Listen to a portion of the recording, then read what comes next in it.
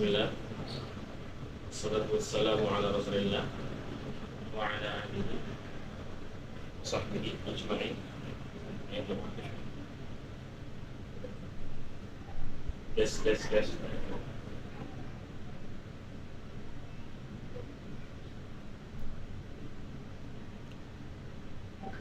satu dua.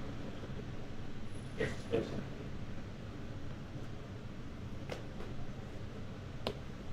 Audio belum masuk. Recordnya belum nyala sini. Mic-nya belum nyala. Udah.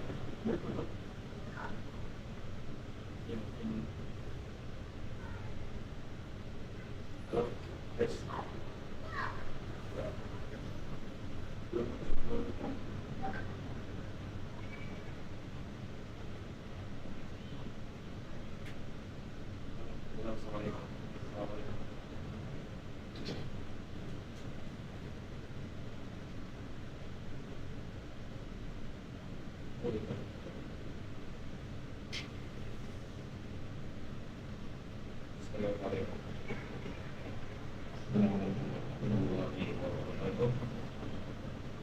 Alhamdulillah wassalatu wassalamu ala Rasulillah wa ala alihi wa sahabatihi ajma'in, amma ba'd. Bersyukur kita bersama-sama dapat kembali lagi dalam acara rutin kita, kajian Ummahat Madinah.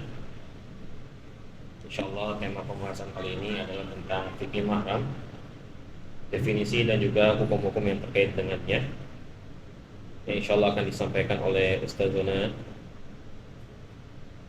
Khairul Fadli LCMA hafizahullah ta'ala. Dan sekarang Al-Ustaz sudah berada di tengah-tengah kita. Semoga kita dapat beristifadah dari ilmu yang akan disampaikan. Kepada Ustaz, falyatafaddal mashkura wa ma'jura.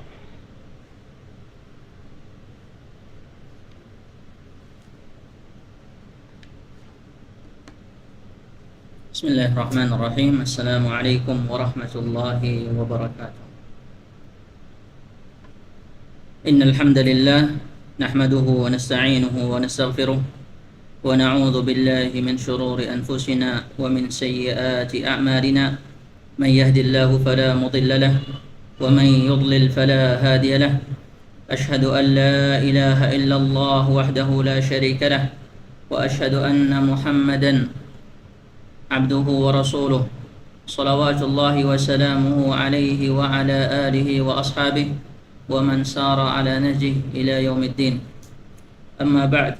Ya ayyuhan nasu ittaqu rabbakum alladhi khalaqakum min nafsin wahidah wa khalaqa minha zawjaha wa batha minhuma rijalan katsiran wa nisaa'a wattaqullaha alladhi tasaaluna bihi wal arham innallaha kana 'alaykum raqiba.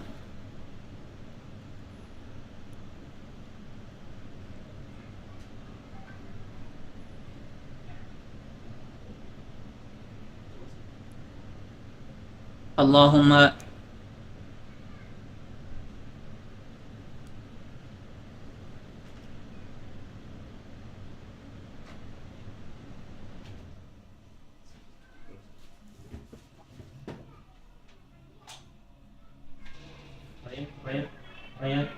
Ryan, ini diganti itu.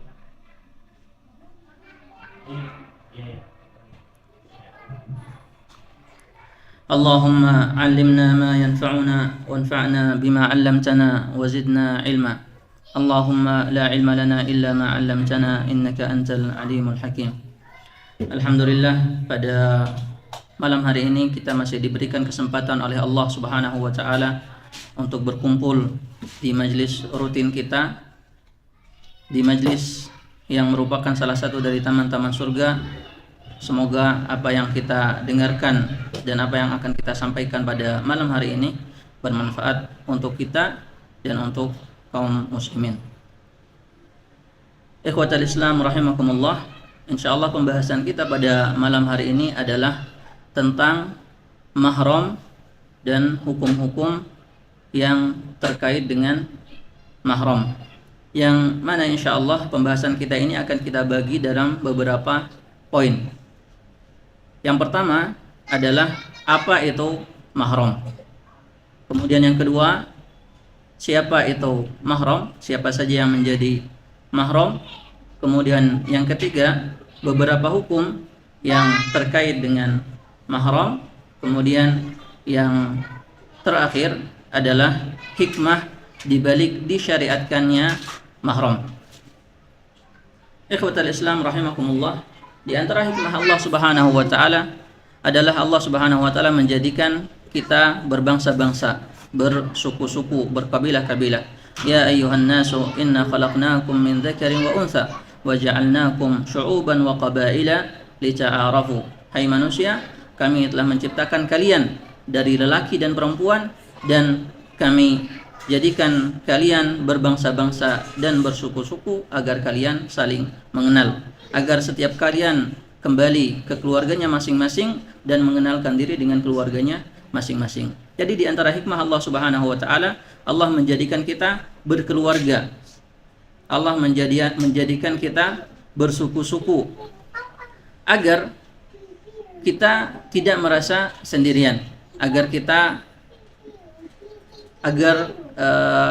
merasa ada keinginan untuk saling melindungi, agar kita bisa merasa untuk saling menyayangi. Jadi Allah Subhanahu wa taala menjadikan kita berkelompok-kelompok agar kita saling menyayangi. Dan di antara syariat Allah Subhanahu wa taala di dalam keluarga ini adalah adanya mahram.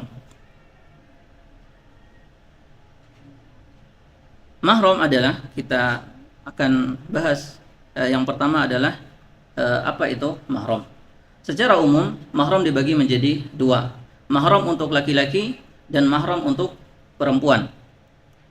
Mahram untuk laki-laki adalah setiap perempuan yang tidak boleh ia nikahi selama-lamanya karena adanya hubungan nasab atau sebab yang mubah.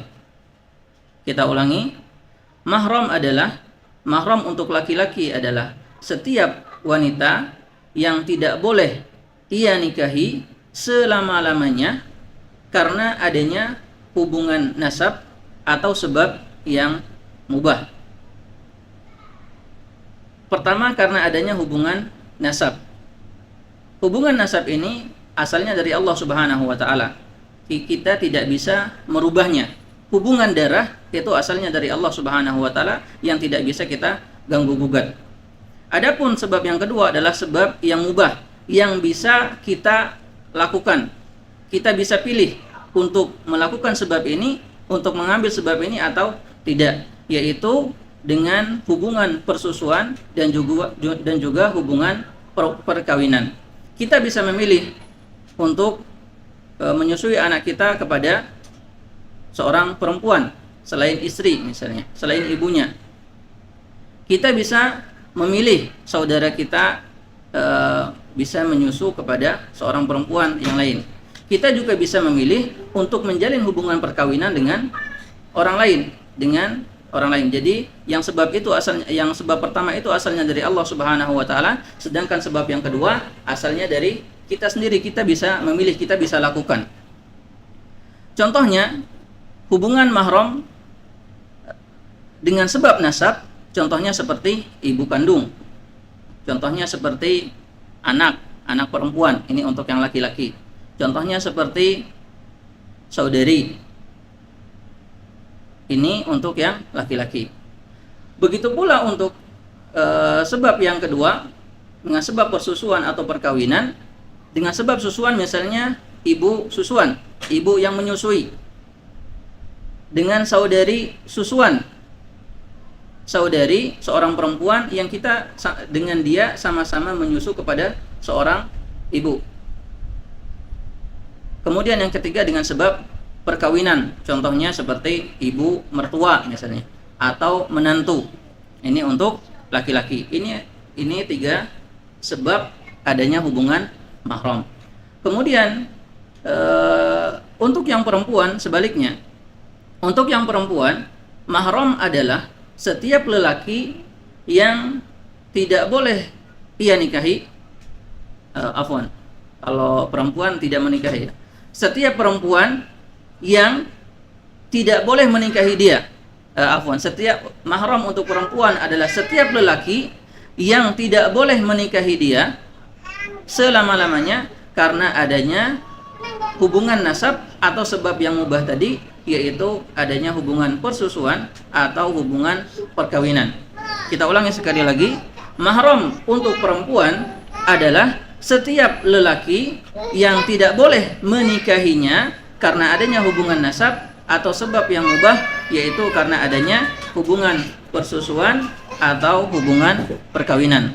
Contohnya dari hubungan nasab adalah bapaknya, bapak kandungnya sendiri. Contohnya anaknya, putranya, dia tidak boleh menikahi putranya sendiri. Saudaranya, seorang perempuan tidak boleh dinikahi oleh saudaranya sendiri. Pamannya, seorang perempuan tidak boleh dinikahi oleh pamannya. Begitu juga dengan sebab hubungan persusuan. Seorang perempuan tidak boleh dinikahi oleh bapak susuannya. Bapak susuannya maksudnya suami dari ibu yang menyusui dia. Seorang perempuan tidak boleh dinikahi oleh saudara susuannya, yaitu seorang lelaki yang sama-sama dengan dia menyusu kepada satu ibu. Seorang perempuan tidak boleh dinikahi oleh paman sesusuannya, yaitu saudara dari bapak atau ibu susuannya. Begitu juga dengan sebab yang kedua, sebab yang terakhir, yaitu adanya hubungan perkawinan. Seorang perempuan tidak boleh dinikahi oleh bapak mertuanya. Seorang perempuan tidak boleh dinikahi oleh menantunya. Jadi ini yang dinamakan dengan mahram. Kita ulangi sekali lagi. Mahram untuk laki-laki adalah setiap perempuan yang tidak boleh ia nikahi karena adanya suatu sebab, dari salah satu dari 3 sebab, yaitu nasab, hubungan persusuan atau hubungan perkawinan. Kemudian yang kedua untuk perempuan, mahram untuk perempuan adalah setiap lelaki yang tidak boleh menikahinya karena adanya salah satu dari 3 sebab, yaitu hubungan nasab, hubungan persusuan atau hubungan perkawinan. Kemudian yang kedua, siapa saja mahram itu? Siapa saja yang termasuk mahram, baik untuk laki-laki maupun untuk perempuan? Allah Subhanahu wa taala telah menjelaskan sebagian dari mahram-mahram ini di dalam Al-Qur'an. Kemudian dijelaskan pula oleh Nabi sallallahu alaihi wasallam di dalam hadis-hadis beliau. Dan kemudian dirinci oleh para ulama siapa yang termasuk di dalam ayat-ayat tersebut dan siapa yang termasuk di dalam hadis-hadis tersebut. Di antara ayat yang sangat gamblang menjelaskan tentang mahram adalah surat An-Nisa ayat 22, 23, dan kita bisa memasukkan ayat ke-24. Yang pertama kita akan berbicara tentang mahram untuk laki-laki. Siapa saja yang termasuk mahram untuk laki-laki? Kita akan rincikan menjadi 3 bagian. Mahram untuk laki-laki ada yang berasal dari nasab, ada yang berasal dari hubungan susuan, dan ada yang berasal dari hubungan perkawinan. Yang pertama, mahram untuk laki-laki dari hubungan nasab. Yang pertama adalah ibunya. Allah Subhanahu wa taala berfirman, "Hurrimat 'alaikum ummahatukum." Diharamkan kepada kalian untuk menikahi ibu-ibu kalian. Kenapa disebutkan ummahatukum?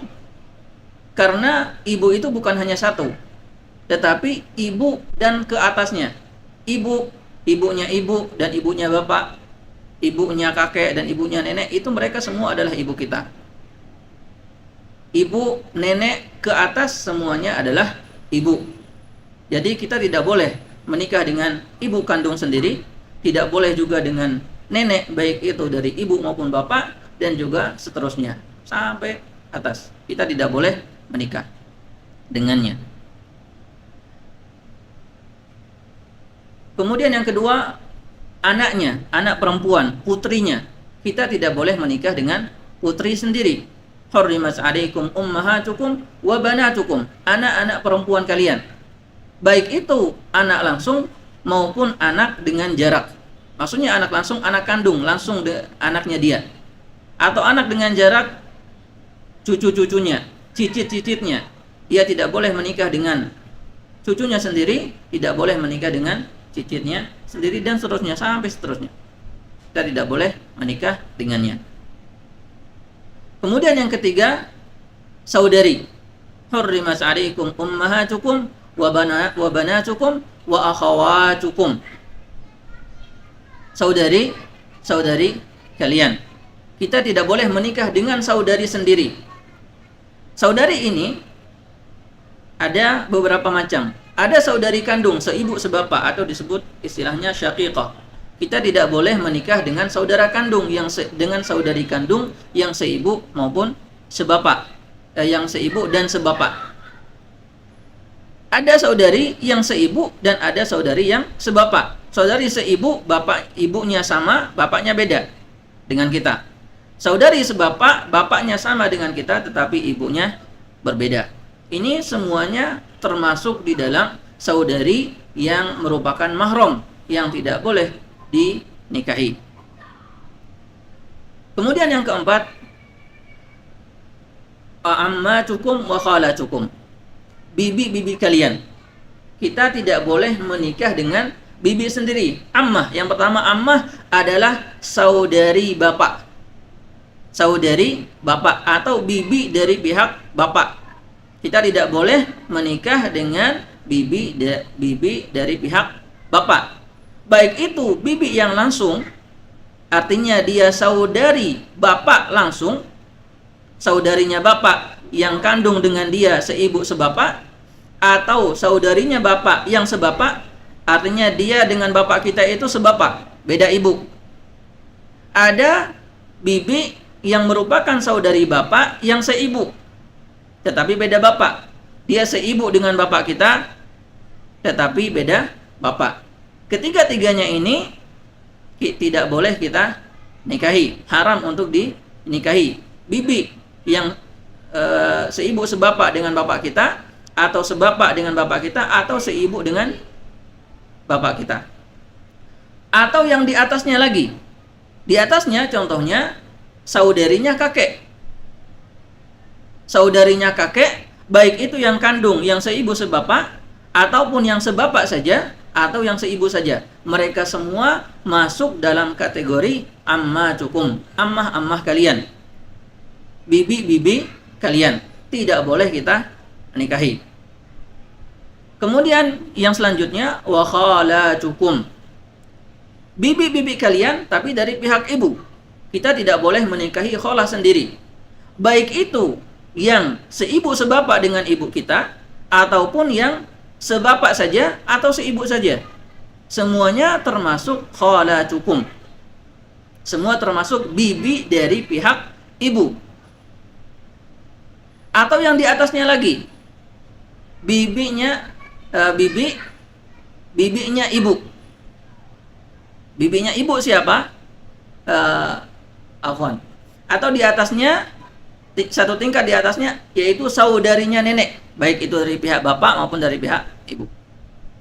Saudarinya nenek tidak boleh kita nikahi, baik yang seibu sebapak dengan nenek, atau sebapak saja dengan nenek, atau seibu saja dengan nenek, sampai seterusnya. Mereka termasuk kategori khalatukum, bibi-bibi kalian yang tidak boleh kalian nikahi. Kita tidak boleh menikah dengan ibu, dengan bibi sendiri. Kemudian yang selanjutnya, wa banatul akhi wa banatul ukhti. Anak dari saudara kalian, putri saudara kalian, dan putri saudari kalian. Atau bahasa kita namanya ponakan. Kita tidak boleh menikah dengan ponakan sendiri. Baik itu anaknya saudara kita ataupun anaknya saudari kita. Dan mencakup semua anak saudara yang seibu sebapak, atau anak saudara yang seibu saja dengan kita, atau anak saudara yang sebapak saja dengan kita. Begitu juga saudari. Kita tidak boleh menikahi ponakan anak saudari kita, baik itu yang kandung seibu sebapak ataupun yang sebapak saja atau yang seibu saja, mereka semua termasuk wa banatul akhi wa banatul ukhti, termasuk keponakan. Atau yang derajat di bawahnya lagi, bukan anak kita, bukan anaknya saudari kita langsung, tetapi ke bawahnya lagi, anaknya saudara kita. Begitu seterusnya, mereka semua termasuk keponakan kita, tidak boleh kita nikahi. Anaknya dari anak saudara, anaknya dari anak saudari, semua termasuk keponakan. Istilahnya keponakan. Jadi ini 7 orang yang merupakan mahram untuk laki-laki yang tidak boleh ia nikahi selama-lamanya karena adanya hubungan nasab. Kita ulangi, mereka ada 7 orang. Yang pertama adalah ibu dan seterusnya ke atas. Kemudian yang kedua anak dan seterusnya ke bawah, anak, cucu dan yang lainnya. Kemudian yang ketiga saudari, baik itu kandung, seibu, sebapak. Kemudian ammah, saudarinya bapak, khalah, saudarinya ibu, kemudian ponakan anaknya saudara dan ponakan anaknya saudari. Ini 7 orang yang tidak boleh dinikahi karena adanya hubungan nasab, karena adanya hubungan darah.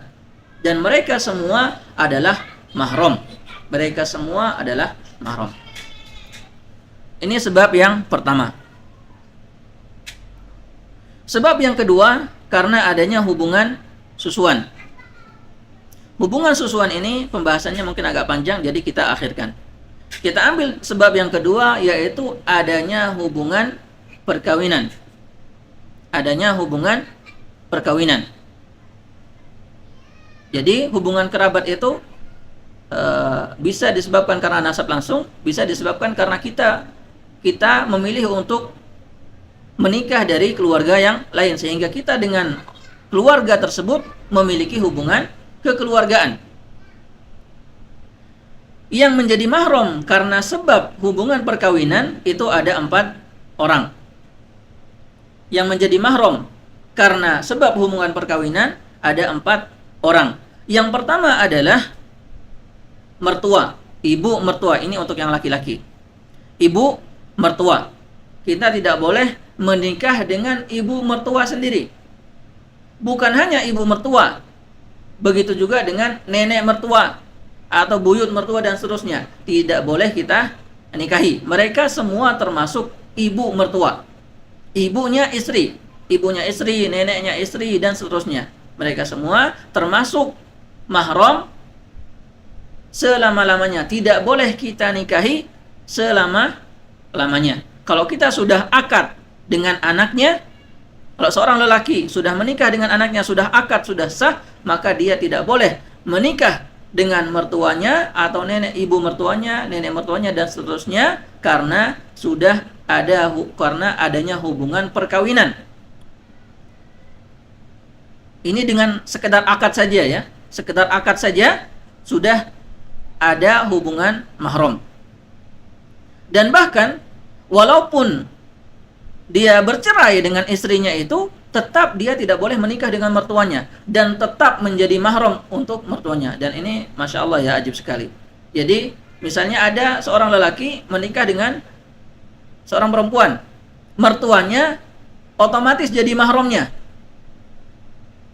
Akan tetapi kalau dia cerai, istrinya sudah tidak halal lagi buat dia. Istrinya sudah tidak lagi jadi mahramnya. Tidak boleh dia bersentuhan, tidak boleh dia berduaan dan seterusnya. Tetapi dengan mertuanya tetap boleh. Dengan mertuanya tetap boleh. Dia tetap boleh berduaan, boleh bersentuhan, bersalaman, boleh menemani mertuanya untuk safar. Akan tetapi dengan catatan selama tidak ada fitnah. Walaupun sudah putus hubungan dengan istrinya, tetapi dengan mertua tidak ada. Jadi ada mantan istri tapi tidak ada mantan mertua. Jadi tetap hubungan mahram itu tetap ada. Kemudian yang kedua adalah ibu tiri.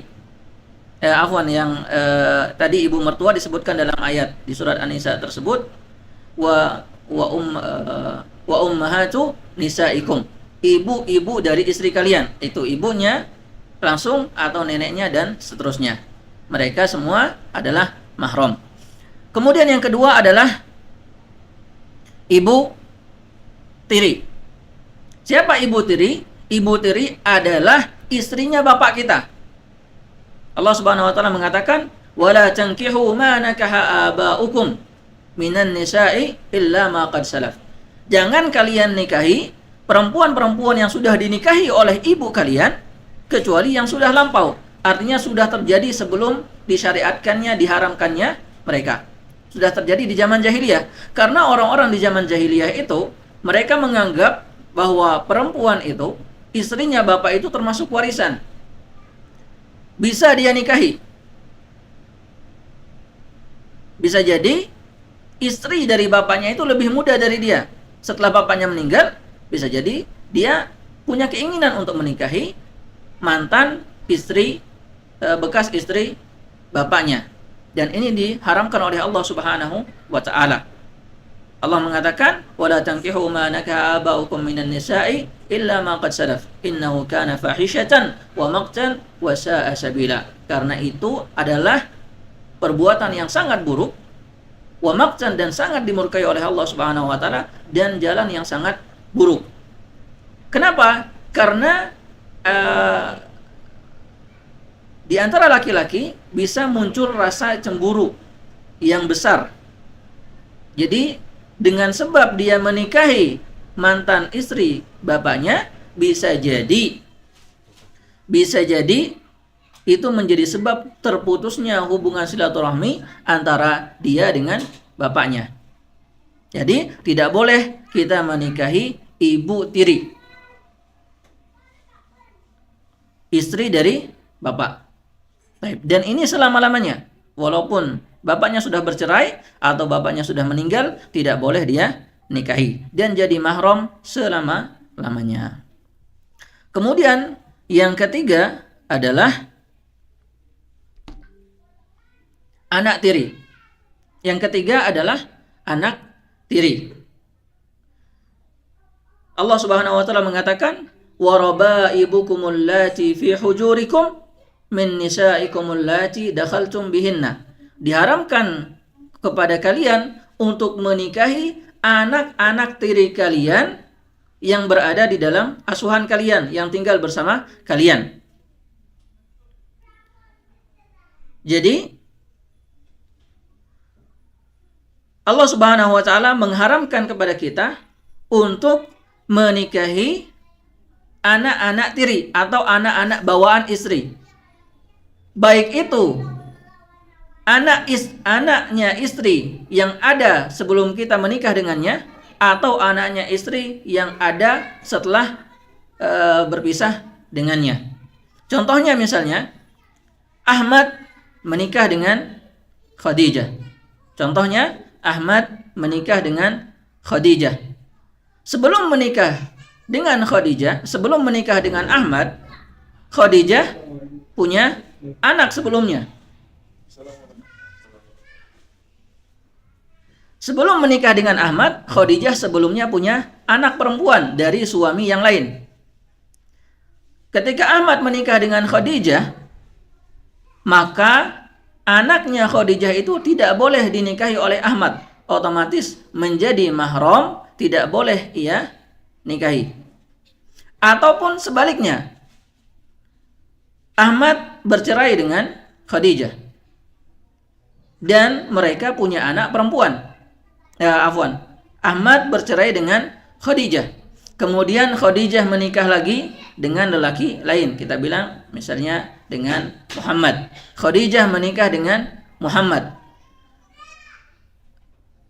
Dari pernikahan Khadijah dengan Muhammad lahir seorang anak perempuan. Anak perempuan ini juga tidak boleh dinikahi oleh Ahmad. Kenapa? Karena dia adalah anak tirinya, anak dari istrinya. Jadi tidak boleh dia nikahi. Wa rabaibukumul lati fi hujurikum min nisaikumul lati dakhaltum bihinna. Akan tetapi ada syaratnya. Anak tiri haram untuk dinikahi dengan syarat kalau si lelaki ini sudah menggauli ibunya. Wa rabaibukum allati fi hujurikum min nisaikum allati dakhaltum bihinna. Jadi syarat anak tiri itu menjadi mahram selamanya adalah dia sudah menggauli ibunya. Kalau sebelum terjadi hubungan badan, dia hanya melakukan akad saja, maka tidak menjadi mahram. Seandainya dia bercerai dengan ibunya setelah akad, misalnya setelah akad terjadi pertengkaran, perselisihan, sehingga mereka kemudian bercerai, berpisah, atau misalnya baru akad istrinya kecelakaan, la qadarullah, kecelakaan kemudian meninggal, maka di dalam kasus ini dia boleh menikahi anak tirinya karena dia belum menggauli ibunya. Kemudian yang terakhir yang diharamkan untuk laki-laki untuk menikahinya adalah menantu. Allah Subhanahu wa taala mengatakan wa halailu abnaikumul ladzina min aslabikum, dan istri-istri perempuan-perempuan yang halal untuk anak kalian, artinya istri-istri anak kalian, menantu-menantu kalian. Abnaikumul ladzina min aslabikum, anak-anak kandung kalian. Maksudnya di sini bukan anak angkat, tapi anak langsung, memang anak kandung.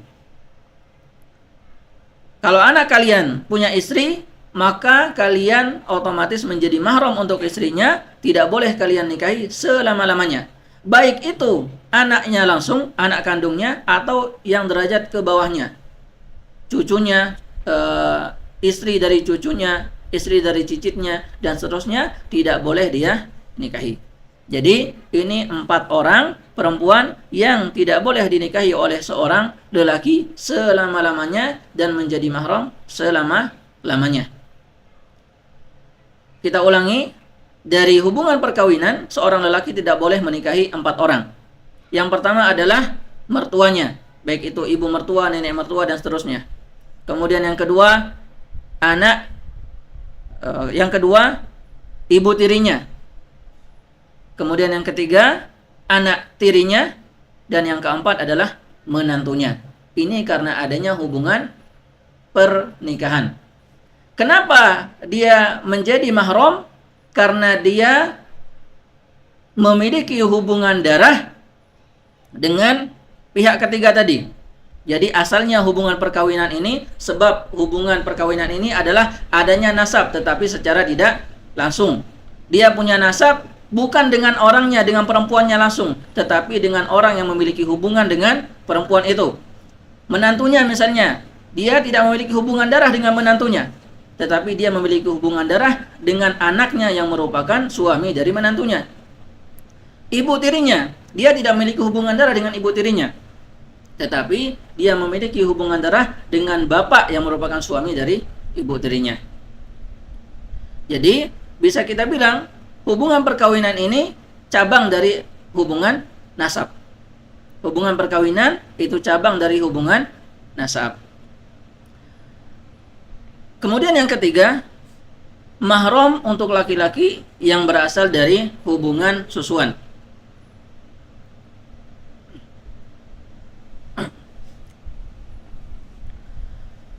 Mahram untuk laki-laki dari hubungan susuan adalah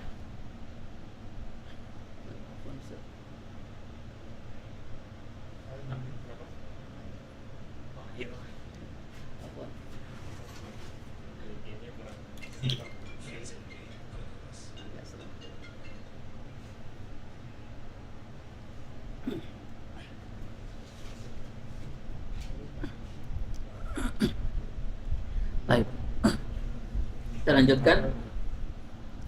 Yang ketiga adalah mahram untuk laki-laki karena adanya hubungan susuan.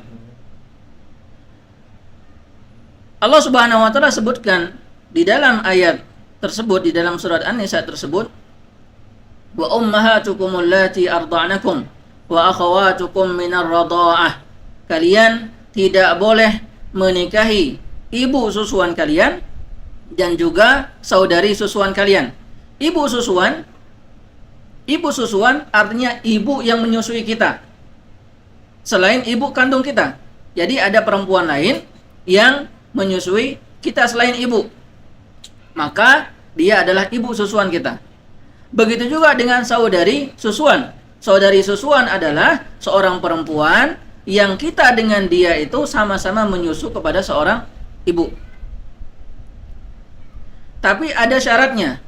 Hubungan persusuan itu harus terjadi dalam masa waktu 2 tahun pertama umur bayi dan terjadi 5 kali susuan. Terjadi 5 kali susuan. Kalau kurang dari 5, maka tidak menjadi mahram. Jadi syaratnya 2 tadi.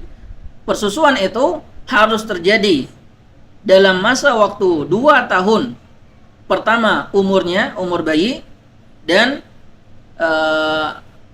yang kedua harus memenuhi syarat 5 kali susuan. Kalau kurang dari itu, maka tidak menjadi mahram. Di dalam masalah ini, dua masalah ini terjadi perbedaan pendapat. Akan tetapi pendapat yang insya Allah kuat dan dipilih oleh mayoritas ulama ahli fikih adalah yang ini.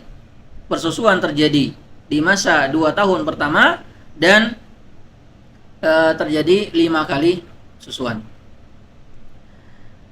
Kemudian yang diharamkan dari persusuan itu bukan hanya yang disebutkan di dalam Al-Quran tadi, bukan hanya ibu susuan dan bukan hanya saudari susuan. Akan tetapi semua hubungan yang ada di sebab yang pertama hubungan nasab, dan juga hubungan yang kedua hubungan karena adanya perkawinan, itu masuk menjadi mahram karena sebab hubungan persusuan. Kita perjelas. Rasulullah Shallallahu Alaihi Wasallam mengatakan, ar-radha'atu tuharrimu ma tuharrimul wiladah. Hubungan persusuan itu mengharamkan apa yang diharamkan oleh hubungan darah. Hubungan persusuan mengharamkan setiap yang diharamkan oleh hubungan darah. Jadi bisa kita katakan bahwa hubungan persusuan itu sama persis dengan hubungan darah, kecuali dalam 2 hal. Kecuali dalam masalah warisan. Tidak bisa menjadi ahli waris karena adanya hubungan susuan. Begitu juga dalam masalah ta'akul. Ta'akul itu artinya saling membayar dam. Jadi dia tidak menjadi tanggungan. Kalau ada saudara susuannya membunuh orang, dia tidak ikut membayar dam. Begitu juga tidak bernasab. Bukan tidak bernasab. Hubungan persusuan sama dengan nasab. Kita akan rinci. Rasulullah SAW mengatakan hubungan persusuan mengharamkan apa yang diharamkan oleh hubungan nasab. Kita ambil satu persatu dari mahram melalui hubungan nasab. Contohnya yang pertama adalah ibu. 7 orang mahram yang berasal dari adanya hubungan nasab. Ibu, kita tidak boleh menikahi ibu kandung, maka ibu susuan tidak boleh kita nikahi. Ahmad ketika dia masih bayi disusui oleh Khadijah, maka Ahmad dengan Khadijah tidak boleh menikah. Yang kedua, anak susuan. Anak susuan artinya Ahmad punya istri. Contohnya, Ahmad punya istri namanya Khadijah. Ahmad punya istri namanya Khadijah. Khadijah menyusui seorang anak namanya Fatimah. Khadijah menyusui seorang anak namanya Fatimah. Bukan anaknya Ahmad dan bukan anaknya Khadijah, anak orang lain. Disusui oleh Khadijah, maka Ahmad otomatis menjadi mahram untuk Fatimah karena dia adalah bapak susuannya Fatimah. Bukan anak kandungnya tetapi anak susuannya. Maka dia menjadi mahram karena Fatimah menyusu kepada istrinya Ahmad. Maka Fatimah adalah anak susuannya Ahmad, tidak boleh dia menikah dengannya. Yang ketiga, saudari susuan. Saudari susuan itu bisa banyak kasus. Bisa si Ahmad dengan Khadijah misalnya. Si Ahmad dengan Khadijah saudara susuan. Bisa jadi Khadijah yang menyusu ke ibunya Ahmad, atau Ahmad yang menikah atau Ahmad yang menyusu ke ibunya Khadijah, atau Ahmad dan Khadijah menyusu kepada perempuan lain yang bukan anaknya Ahmad, yang bukan ibunya Ahmad, bukan juga ibunya Khadijah. Jadi mereka semua adalah saudara susuan, saudari susuan. Ahmad tidak boleh menikah dengan Khadijah. Dan ini di zaman Nabi Shallallahu Alaihi Wasallam, Rasulullah Shallallahu Alaihi Wasallam pernah dirumorkan dan juga ditawarkan untuk menikah dengan beberapa perempuan sahabiyat radhiyallahu taala anhunna, akan tetapi tidak terjadi karena adanya hubungan pernikahan, karena adanya hubungan persusuan, afwan. Contohnya bukan saudari ya, bukan saudari. Kita loncat dulu. Bukan saudari susuan. Kita lanjut ke yang setelahnya.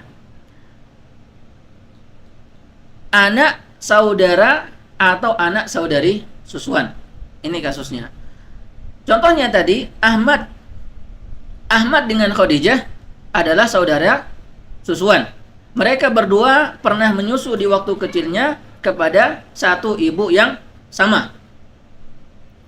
Jika Ahmad setelah dewasa memiliki anak laki-laki, maka anak laki-laki ini tidak boleh menikah dengan Khadijah.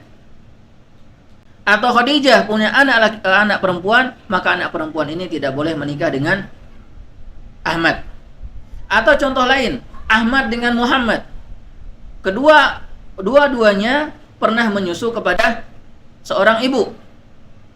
Ketika Muhammad punya anak perempuan atau Ahmad punya anak perempuan, maka Muhammad tidak boleh menikah dengan anaknya Ahmad, Ahmad tidak boleh menikah dengan anaknya Ahmad.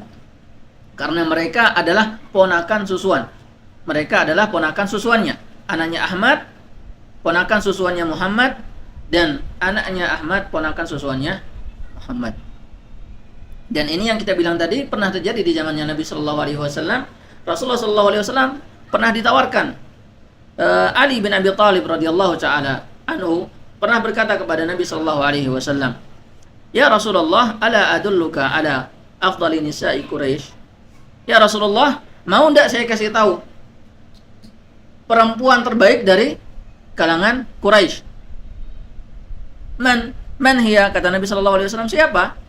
Kata Ali radhiyallahu taala anhu, ibnatu Hamzah, anaknya Hamzah. Asalnya anaknya Hamzah adalah sepupunya Nabi, karena Hamzah adalah pamannya Nabi, Hamzah bin Abdul Muttalib radhiyallahu taala anhu. Hukum asalnya anaknya Hamzah adalah sepupunya Nabi dan boleh menikah.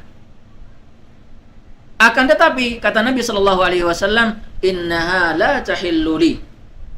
Anaknya Hamzah itu tidak halal untukku. Kenapa? Karena innaha ibnatu akhi minar radha'ah. Karena saya dengan dia, karena dia adalah anak saudara susuan saya. Karena Rasulullah sallallahu alaihi wasallam dan juga Hamzah pernah menyusu kepada Suwaibah. Jadi mereka berdua selain hubungan ponakan dengan paman, juga adalah hubungan saudara susuan. Sehingga anaknya Hamzah tidak boleh dinikahi oleh Nabi SAW karena mereka berdua adalah mahram. Anaknya Hamzah adalah anak susuan, ponakan susuannya Nabi. Begitu juga pernah istrinya Nabi SAW, Ummu Habibah, pernah menawarkan saudarinya untuk Nabi. Ya Rasulullah, kamu mau enggak? Engkau mau enggak sama anaknya Abu Sufyan? Maksudnya saudara beliau, Ummu Habibah. Kata Rasulullah, buat apa? Kata beliau, kata Ummu Habibah, nikahi dia.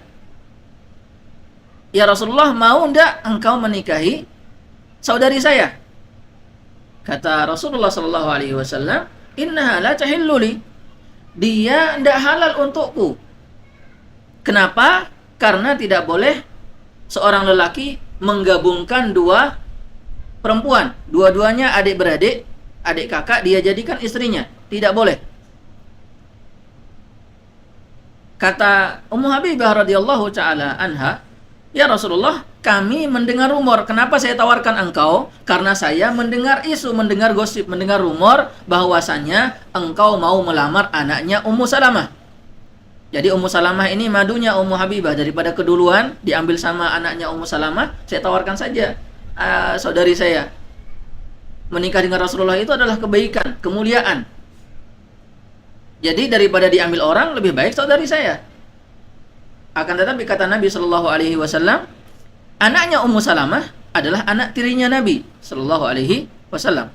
Anaknya Ummu Salamah adalah anak tirinya Nabi Shallallahu Alaihi Wasallam. Tetapi Rasulullah mengatakan apa? Innaha la tahillu li. Anaknya Ummu Salamah tidak boleh saya nikahi. Illam takun rabibati fi hijri. Seandainya pun dia bukan anak tiri saya, fa innaha ibnatu akhi min ar-radha'ah. Karena karena dia adalah ponakan saya, anak saudara susuan saya, yaitu anaknya Abu Salamah. Karena arda'atni wa abaha Suwaibah. Saya dan bapaknya pernah disusui oleh Suwaibah. Jadi mereka bertiga nih yang tadi Rasulullah sallallahu alaihi wasallam, Hamzah dan juga Abu Salamah radhiyallahu taala anhum, mereka adalah saudara susuan. Jadi tidak boleh menikah dengan anak dari saudara susuan. Ini dari jalur nasab. Ada penjelasan yang menarik. Kalau misalnya sekarang ada pertanyaan yang menarik. Ada Ahmad dengan Khadijah. Ahmad dengan Khadijah adalah suami istri. Ahmad dengan Khadijah adalah suami istri. Khadijah menyusui seorang anak namanya Muhammad misalnya. Khadijah menyusui seorang anak namanya Muhammad. Muhammad ini sudah jadi anak susuan. Muhammad ini punya ibu namanya Fatimah. Nah sekarang boleh tidak Muhammad menikah dengan ibunya Muhammad? Boleh atau tidak? Si Ahmad, bapak susuannya Muhammad, menikah dengan ibu dari anak susuannya, yaitu ibunya Muhammad. Boleh atau tidak? Atau kasus lain, Muhammad menyusu kepada Khadijah, maka Ahmad adalah bapak susuannya Muhammad. Muhammad punya kakak. Muhammad punya kakak perempuan namanya misalnya Hind misalnya. Namanya Hind. Kalau Muhammad jelas sudah jadi keluarga, jelas sudah jadi keluarga susuan. Apakah Muhammad boleh menikah dengan Hind, saudara dari anak susuannya? Boleh atau tidak? Ada penjelasan yang menarik dari Syekh Muhammad bin Shalih Al-Utsaimin rahimahullahu taala ketika menjelaskan tentang ar-radha'atu tuharrimu ma tuharrimu al-wiladah. Bahwa hubungan persusuan itu mengharamkan apa yang diharamkan oleh hubungan darah. Di dalam hubungan persusuan itu ada 3 pihak. Di dalam hubungan persusuan ada 3 pihak. Ibu yang menyusui, kemudian suaminya, jadi ibu susuan dan bapak susuan. Ibu yang menyusui dengan suaminya. Dan pihak yang ketiga adalah anak susuan. Di dalam kasus yang tadi, Ahmad sebagai bapak susuan, Khadijah sebagai ibu susuan, dan Muhammad sebagai anak susuan. Masing-masing dari 3 orang ini punya keluarga. Masing-masing dari 3 orang ini punya keluarga. Ahmad punya keluarga, Khadijah punya keluarga, dan Muhammad juga punya keluarga. Apakah hubungan persusuan ini merambat ke semua keluarganya? Ada rinciannya. Untuk orang tua susuan, untuk Ahmad dan juga Khadijah, mereka memiliki keluarga. Keluarga ini ada 3 macam. Keluarga masing-masing ini ada 3 macam. Ada yang usul, yaitu atasnya dia, bapaknya, ibunya, kakeknya, neneknya, dan seterusnya. Itu namanya usul. Dasarnya, sumbernya. Jadi Khadijah ini punya bapak, punya ibu, punya nenek, punya kakek, dan seterusnya. Dia punya furu'. Furu' itu artinya anak, keturunan, cabang. Khadijah punya anak, punya cucu, baik laki-laki maupun perempuan. Dan Khadijah punya hawashi. Hawashi itu artinya keluarga yang tidak langsung, tetapi ada yang menghubungkan. Contohnya siapa? Saudara-saudaranya. Khadijah punya saudara. Khadijah punya saudara. Khadijah punya saudari. Khadijah punya paman, baik itu dari pihak bapak maupun pihak ibu. Jadi Khadijah punya usul, Khadijah punya usul, Khadijah punya furu', dan Khadijah punya hawashi. Begitupun dengan Ahmad. Ahmad punya usul, Ahmad punya furu', Ahmad punya hawashi. Begitupun pihak ketiga, Muhammad yang menyusu, anak yang menyusu ini. Dia punya usul, punya bapak, punya ibu, punya kakek, punya nenek, dan seterusnya. Dia punya furu', dia punya anak, nanti kalau sudah besar dia akan punya anak, dia akan punya cucu. Dan dia punya hawashi, dia punya saudara, dia punya saudari, dia punya paman. Dari 3 orang ini, bapak susuan, ibu susuan, dan anak susuan. Untuk orang tua susuan, bapak susuan, dan ibu susuan, hubungan persusuan itu merambat ke seluruh keluarganya. Merambat ke seluruh keluarganya. Baik itu usulnya, baik itu usulnya atau furu'nya, dan juga hawashinya. Jadi saudaranya Khadijah adalah paman susuan. Saudaranya Ahmad adalah paman susuan. Bapaknya Khadijah adalah kakek susuan. Bapaknya Ahmad adalah kakek susuan. Ibunya Khadijah adalah nenek susuan. Ibunya Ahmad adalah nenek susuan. Ke bawah, anaknya Khadijah adalah saudara susuan. Anaknya Ahmad adalah saudara susuannya Muhammad. Itu ke bawah. Cucunya Khadijah adalah ponakan susuan. Cucunya Ahmad adalah ponakan susuan. Jadi merambat semua. Begitupun hawashi. Hawashi itu pamannya Khadijah adalah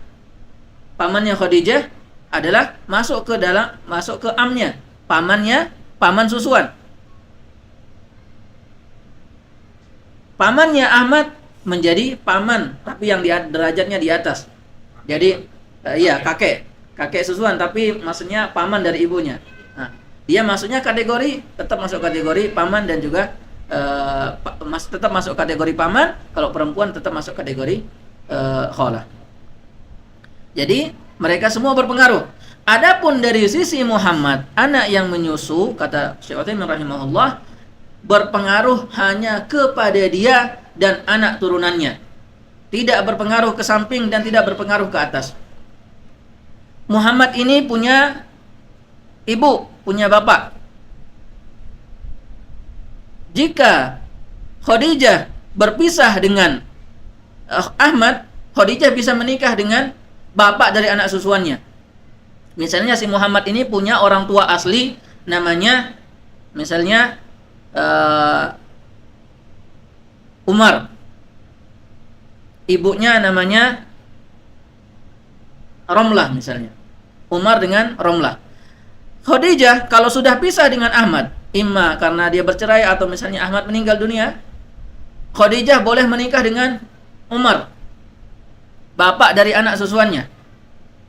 Begitupun sebaliknya, kalau ibunya si Muhammad ini, ibu kandungnya itu cerai, tidak punya suami atau ditinggal meninggal oleh suaminya, boleh dia menikah dengan Ahmad si bapak susuannya. Begitupun ke samping, saudarinya Muhammad bukan keluarga susuan. Saudarinya Muhammad, si Muhammad ini punya kakak perempuan. Ahmad ingin menikah dengan saudarinya Muhammad, tidak apa-apa, karena dia bukan keluarga susuan. Yang berpengaruh untuk si anak dari pihak anak adalah anak dan ke bawahnya. Baik. Adapun untuk mahram untuk perempuan, maka sama dengan mahram untuk yang laki-laki, tetapi dibalik saja. Mahram untuk perempuan karena nasab ada 7 orang. Karena hubungan perkawinan ada 4 orang, dan karena persusuan sama. Seperti yang kita sebutkan tadi. Hubungan nasab 7 orang. Yang pertama adalah bapaknya. Seorang perempuan tidak boleh menikah dengan bapaknya sendiri. Seorang perempuan tidak boleh menikah dengan putranya sendiri. Yang kedua, putranya tidak boleh menikah dengan anaknya sendiri, baik itu anaknya langsung atau cucunya, cicitnya, dan seterusnya. Saudaranya tidak boleh dia menikah dengan saudaranya sendiri, baik saudara kandung, saudara seibu, maupun saudara sebapak. Kemudian pamannya, tidak boleh dia menikah dengan pamannya yang merupakan saudara bapaknya, paman dari pihak bapak. Baik pamannya ini kandung dengan bapaknya, seibu sebapak dengan bapaknya, atau sebapak saja dengan bapaknya, atau seibu saja dengan bapaknya, atau paman dari pihak ibu. Paman dari pihak ibu yang seibu sebapak dengan ibunya, sebapak saja dengan ibunya, atau seibu saja dengan ibunya. Mereka semua adalah paman yang tidak boleh menikahi dia, si perempuan ini. Kemudian ponakan. Ponakan juga tidak boleh dinikahi. Tidak boleh menikahi dia, perempuan ini. Baik itu anaknya saudara maupun anaknya saudari. Ini dari sisi nasab. Adapun dari sisi perkawinan, lanjut Ustaz. Baik, kita lanjutkan setelah azan sebentar.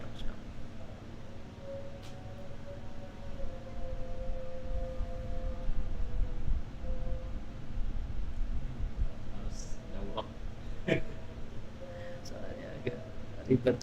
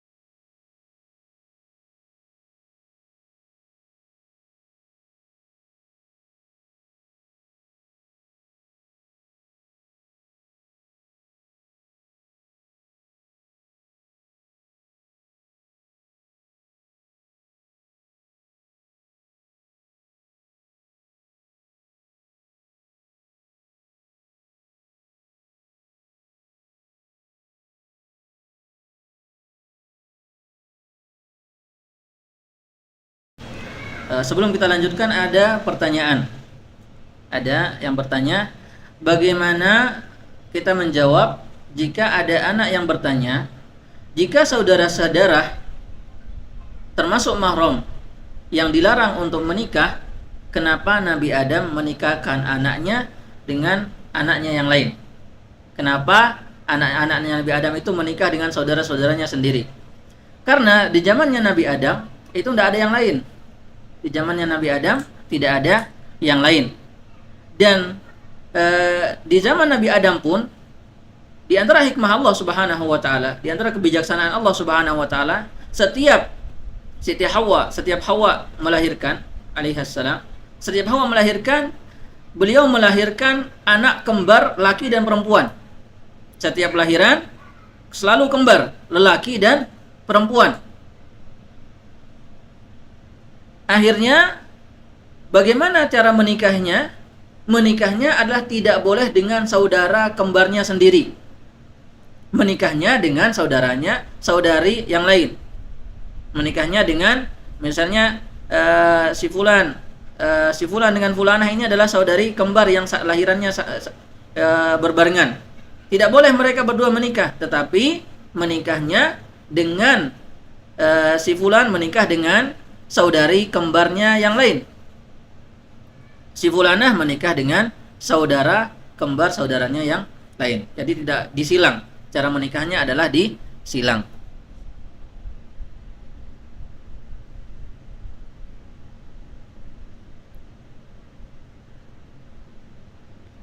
Baik.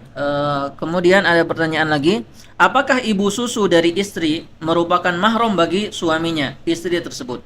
Apakah ibu susu dari istri adalah mahram buat suaminya? Afwan, di sini kita tadi ada yang terlewat. Jadi hubungan persusuan itu sama dengan hubungan nasab. Adapun hubungan perkawinan, kita sudah jelaskan tadi bahwa hubungan perkawinan itu ada karena adanya hubungan nasab. Jadi hubungan perkawinan itu adalah sebab cabang dari hubungan nasab, maka dia termasuk. Maka dia hukumnya sama. Ini di dalam pendapat mazhab yang empat mazhab, mereka semua mengharamkan. Jadi hubungan perkawinan, hubungan mahram keadaannya adanya perkawinan juga masuk ke dalam persusuan. Contohnya seperti yang ini. Misalnya, dari hubungan perkawinan ada ibu mertua. Maka ada ibu mertua susuan, yaitu ibu dari istri kita. Ada juga ibu tiri susuan. Ibu tiri susuan itu siapa? Tadi Ahmad dan Khadijah, pasangan suami istri. Anak susuannya adalah Muhammad. Ahmad menikah dengan perempuan lain namanya Fatimah. Maka Muhammad tidak boleh menikah dengan Fatimah. Kenapa? Karena dia adalah ibu tiri susuannya. Begitupun anak tiri susuan. Ada anak tiri susuan. Bagaimana anak tiri susuan? Contohnya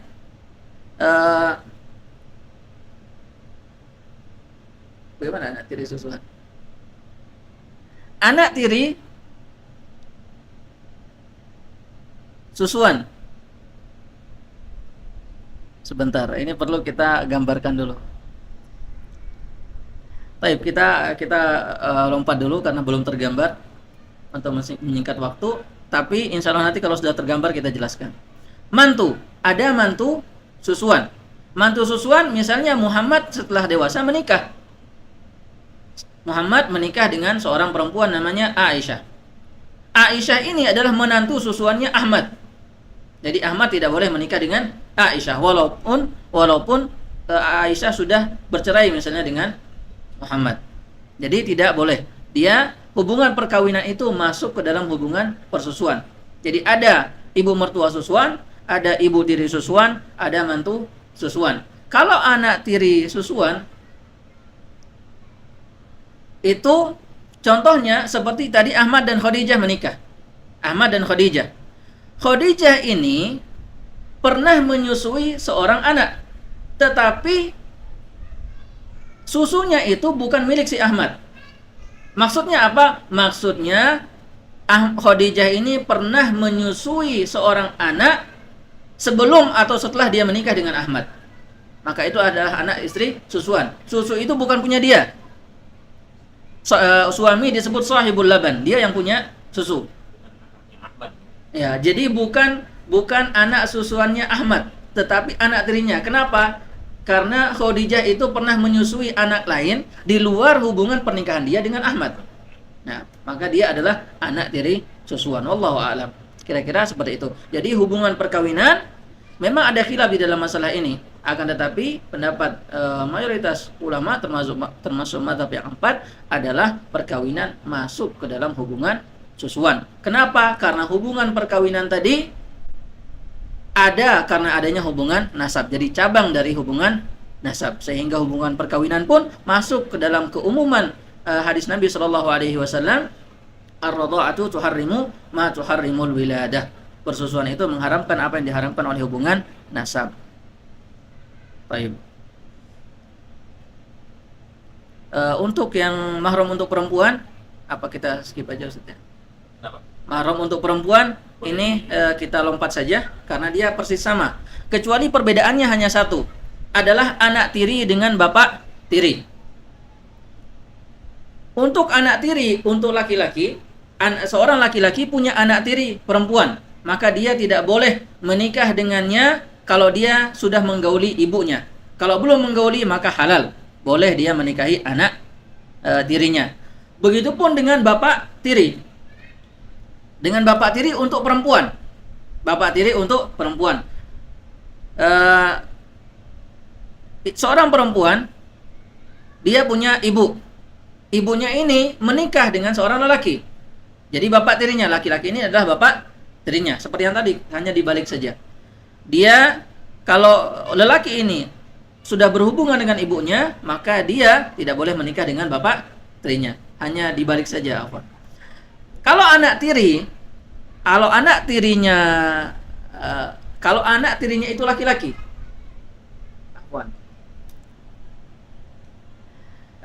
Contoh kasus pertama, ada dua perempuan, namanya Khadijah dengan Fatimah. Ada satu orang laki namanya Ahmad. Kalau Ahmad menikah Khadijah dengan Fatimah, Khadijah adalah ibunya, Fatimah adalah anaknya.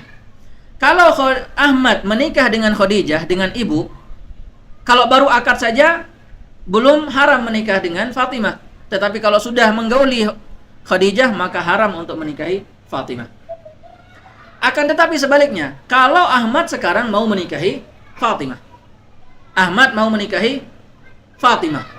sudah menikah akad.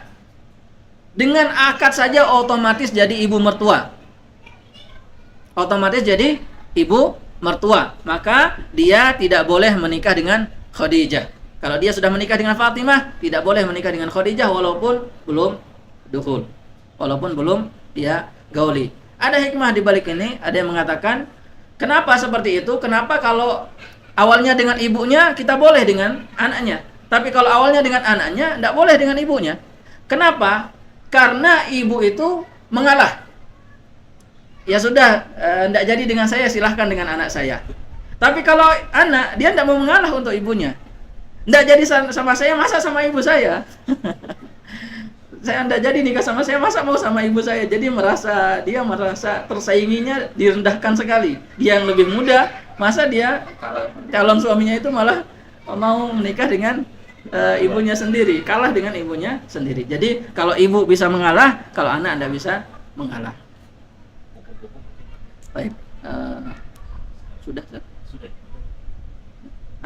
Baik, yang terakhir hikmah. Belum. Untuk hukum mahram ada 3 poin penting. Yang pertama, mahram itu boleh saling melihat dan boleh bersentuhan, boleh bersalaman, tentunya dengan batasan. Kemudian yang kedua, mahram boleh berduaan. Kata Nabi sallallahu alaihi wasallam, la yakhluwanna rajulun bimra'atin la tahillu lahu. Tidak boleh seorang perempuan berdua-duaan dengan lelaki yang bukan mahramnya. Tidak boleh seorang lelaki berduaan dengan perempuan yang bukan mahramnya. Yang ketiga, boleh safar bareng. Dari semua tadi, boleh mereka safar berduaan, menjadi pendamping safar. Kata Nabi sallallahu alaihi wasallam, la tusafiril mar'atu illa ma'adhi mahram. Tidak boleh seorang perempuan itu melakukan perjalanan jauh, melakukan safar, kecuali didampingi oleh mahram. Jadi harus didampingi oleh mahram, dan mereka semua ini adalah mahram yang boleh mendampingi untuk safar. Baik.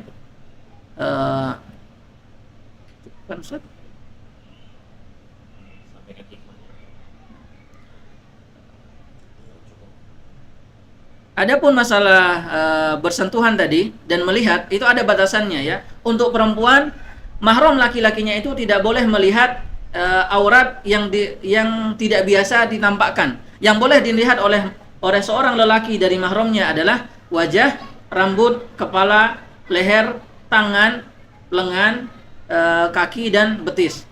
Itu saja. Adapun yang dalam itu tidak boleh. Tidak boleh dilihat dan tidak boleh disentuh. Kemudian nah, dari kebalikannya, dari mahram laki-laki tidak boleh dilihat auratnya yang dari pusar sampai lutut. Yang selainnya tidak apa-apa. Ini untuk yang laki-laki. Adapun hikmah dibalik disyariatkannya mahram adalah untuk kita saling menjaga diri. Allah Subhanahu wa taala yang paling tahu sifat manusia. Jadi seorang perempuan diperintahkan untuk menutup diri dari yang bukan mahramnya, dan laki-laki diperintahkan untuk menjaga diri dari yang bukan mahramnya. Kenapa? Karena hubungan selain mahram ini akan menimbulkan percikan-percikan fitnah yang akan merusak umat secara keseluruhan, dan juga sebagai bentuk penjagaan terhadap wanita. Di zaman sebelum datangnya Islam, wanita dianggap sebagai barang. Bahkan setelah datangnya Islam di negara-negara barat, mereka masih berada dalam kegelapan. Bahkan mereka pernah melakukan muktamar, pernah melakukan musyawarah, membahas apakah perempuan itu barang atau manusia. Apakah perempuan itu punya ruh atau tidak? Seandainya manusia itu punya ruh, apakah ruhnya itu ruh hewan atau ruh manusia? Artinya apakah dia setara dengan kita, atau apakah perempuan itu sama dengan kambing, dengan sapi dan yang lainnya? Jadi sebelum Islam, perempuan itu tidak diperlakukan seperti selayaknya, dan Islam datang untuk menjaga dan memberikan hak-hak perempuan. Jadi adanya mahram bukan sebagai pengekangan untuk perempuan, bukan sebagai pembatasan untuk perempuan, tetapi sebagai bentuk perlindungan dan penjagaan untuk dia. Wallahu taala alam. Semoga apa yang kita sampaikan pada malam hari ini bermanfaat untuk kita semua, dan jika ada yang lainnya insyaallah kita sampaikan di kesempatan yang lain. Wallahu taala alam. Subhanakallahumma wa bihamdika asyhadu an la ilaha illa anta astaghfiruka wa atubu ilaik. Jazakumullah khairan Ustaz atas penyampaian materinya. Semoga materi ini materi yang bermanfaat dan memang sangat kompleks sekali pembahasannya. Jadi disarankan kepada para peserta untuk memurojaahnya kembali, dan untuk tema kajian ini dapat diakses juga lewat YouTube kajian Madinah. Nanti akan diupload. Jadi bagi yang mungkin ingin memurojaah lagi lewat video YouTube boleh dipersilakan. Juga nanti akan di-share juga insyaallah linknya di grup Ummahat ya, di kajian Ummahat insyaallah taala. Barakallahu fikum. Assalamualaikum warahmatullahi wabarakatuh.